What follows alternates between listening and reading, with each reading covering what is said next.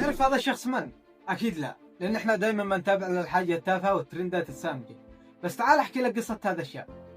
تخيل من طفل في مدينة تعز، لا مختبر ولا تقنية ولا حتى بيئة علمية تساعده، لكن كان عنده فضول غريب. كل شيء يشوفه يقول ليش وكيف. كبر هذا الطفل وصار يقضي ساعات طويلة مع الكتب والكمبيوتر. الناس حوله كان يقولوا يا أخي ريح نفسك، الدنيا ما تستاهل. لكن هو كان يعرف حاجة واحدة فقط، إن العلم ممكن يغير حياة الإنسان إلى الأفضل. سنوات مرت والتعب ما وقف، وفجأة العالم كله بدأ يسمع باسمه. تم اختياره ضمن أفضل 2% من العلماء في العالم. متخيل 2% من أفضل العلماء في العالم في المجال الذكاء الاصطناعي ومعالجة الصور حسب تصنيف جامعة ستانفورد.